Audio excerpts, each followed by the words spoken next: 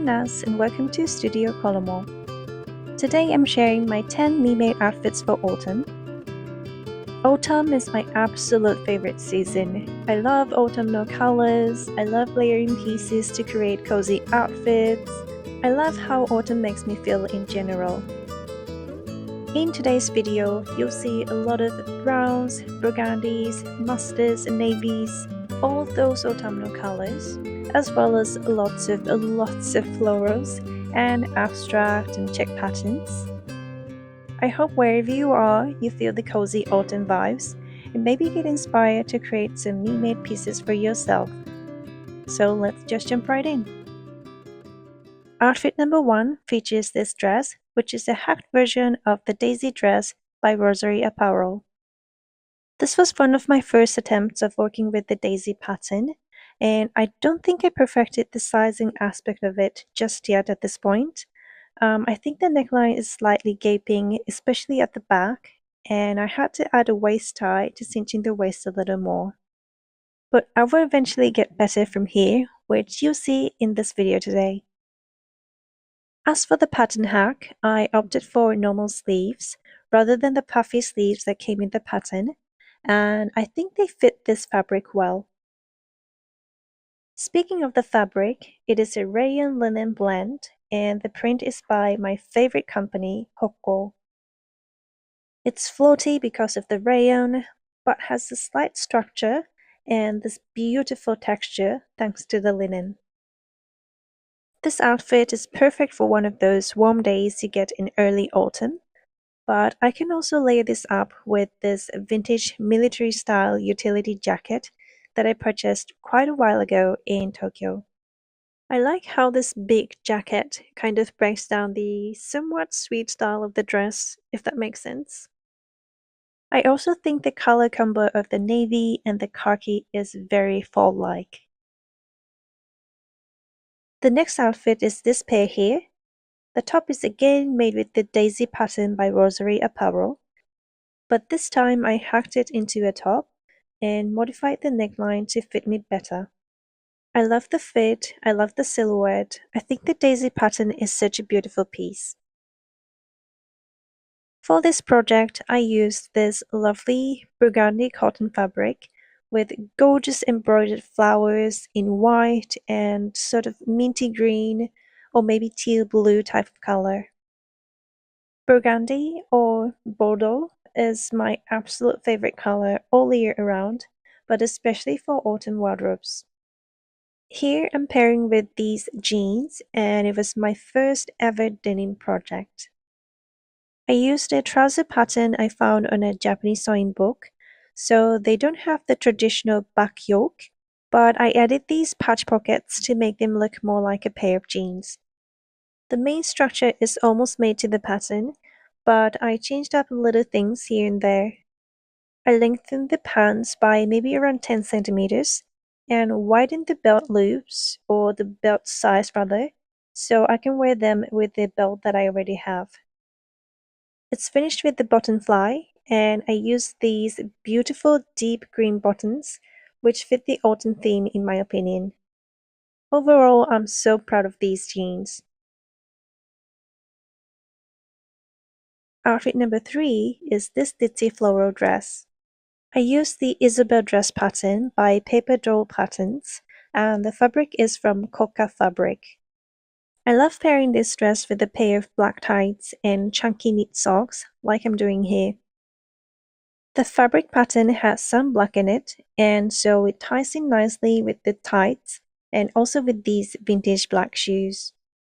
When it gets much colder, I would probably layer this with some chunky knit cardi to create a cozy autumn day outfit. Here's outfit number 4. What I love about this outfit is that it reminds me a lot of pumpkins and cinnamon, and I think you would agree.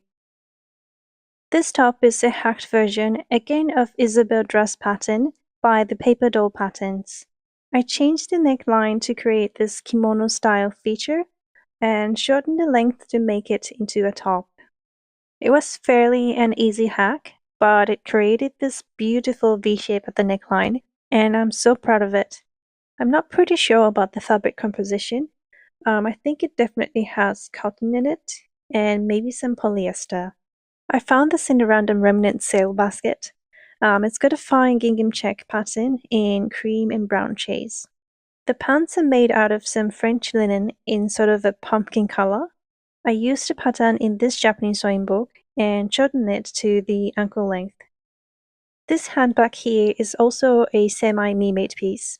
It was originally a camisole, but I wasn't wearing it as a garment as much, so I just stitched up the bottom hem and made it into a simple tote bag.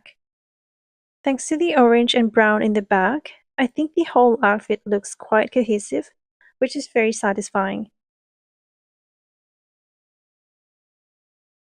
Outfit number 5 is this combo here. The blouse is self-drafted and made out of a lovely seersucker type of textured cotton fabric. It's got a very autumnal check pattern with cinnamon color in the background and subtle hints of orange, green, and purple. I only had a meter of fabric and did my best to squeeze out all the pattern pieces. I wanted to embrace the texture of the fabric, and so I did some ruffles at the neckline and elasticated puffy sleeves so the garment would have this interesting structure to it. I accidentally made the neckline too wide though, so I decided to add a tuck at the center front to take it in. I think it worked well with the ruffle detail in the end, so that was a bonus. The trousers are made using the same pattern as the jeans that I showed you earlier, but these were made to the pattern, so there are double weight pockets at the back, which I'm so proud of. When it gets colder, I can layer this outfit with this heavy cotton jacket, which is a hand-me-down from my sister. I love how both necklines of the blouse and the jacket sit nicely together. This white handbag is a bit too summery, but if I add this old Dior scarf of my grandma, it suddenly gets autumned up. Combined with the caramel tone of the shoes, I think this outfit is well balanced.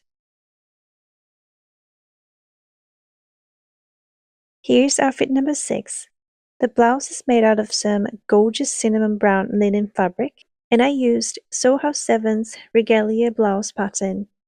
I love all the details of this blouse, like the collar, gathers, puffy sleeves, and the back necktie closure. To create this wrap skirt pattern, I used this Japanese sewing book by Ranko Tsuda. She explains how to draft a wrap skirt pattern using your own measurements. It's got this perfect A-line shape and the fit is spot on. I think a polka dot skirt is such a classic wardrobe essential, and I'm sure this skirt gets a lot of wear this autumn. I'm not sure if the camera is picking up correctly, but I'm wearing a pair of deep green socks, and also the handbag has a lovely forest green shade, and I love the combination of the brown, navy, and green in this total look. The next outfit features this drawstring dress in the most beautiful teal blue shade. I don't know much about the manufacturer of this fabric, to be honest, but according to the Savage print, it's by Jolly Bouquet. You don't often find a floral fabric in this type of shade, which is actually very much my style, so I had to have it. The pattern I used was in this Japanese sewing book. It did have a collar, but I don't know, I just didn't like the look of it on me, so decided to remove it and finished with a facing. I genuinely don't know why, but I do this a lot, like making a garment with a collar and ending up removing it. Please tell me I'm not the only one. But yeah, now I really like how it looks on me. And I also enjoy layering this dress with the retro cardi like this one here, which was a vintage find in Tokyo. I think teal blue plus mustardy yellow is everything.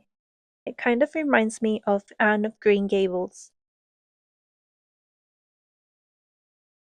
Outfit number 8 is this classic white blouse with a floaty retro skirt. I found this beautiful blouse pattern in a Japanese sewing book, and decided to make it in a white rayon fabric. It's simple but carefully designed, like the yoke details and the cuffs are absolutely beautiful, and I really appreciate the amount of gather. It's not too much, but enough to give a flattering shape. I think it's just so clever. The skirt is made using the Clover skirt pattern by Rosary Apparel. It's made out of a polyester fabric, and as someone who's not the biggest fan of polyester fabrics, this particular one has a slight bounciness to it, and I actually like how it floats around my legs. It also has these lovely colors and abstract pattern that gives some artistic retro vibes. The next outfit is this combo. I made this top a year ago, or maybe two, and I used my self-drafted pattern. And yes, now that I look at it, it looks like the famous gurney top. It's hard to show you the actual color of the fabric. It's like purpley magenta color with the small abstract brushstroke pattern in yellow, green, and blue. It's got a slightly whimsical, quirky feel to it, which I adore. And the pants are again made with my favorite trouser pattern in this Japanese sewing book. They're just so comfortable and casual, but look well put together at the same time. It's a perfect pair of trousers. To add even more colors, I grabbed my grandma's old purse here. The last outfit is this vintage-inspired shawl-colored dress. When I saw this fabric, I knew I wanted to make a retro-style statement dress out of it. This beautiful poppy flower design is one of the fabric series called Moment, and I think it was a cotton linen blend. It took me more than a year to decide which pattern to use, but I finally made up my mind and picked a pattern in this book. Looking at the original pattern, I thought the bodice would be too long to my liking, so I shortened it by maybe 5 to 7 centimeters. I also changed the skirt into gathers instead of tucks. First, I made these original sleeves, but changed them into elasticated shorter ones, just because I felt it would balance things up. For some fun, I used a contrasting fabric for the pocket lining. I think it looks even better with this belt to cinch in at the waist and spice things up. When it gets colder, I can wear my cotton jacket on. I think the navy kind of breaks down the busy print of the dress and balance things up. My mom's old handbag is also fitting with this style. I think it completes the ultimate vintage look. So there you have it. These were my 10 me-made outfits for autumn. I hope you enjoyed and maybe got into an autumn sewing mood. If you're still here, you're very sweet. So thank you so much and bye for now.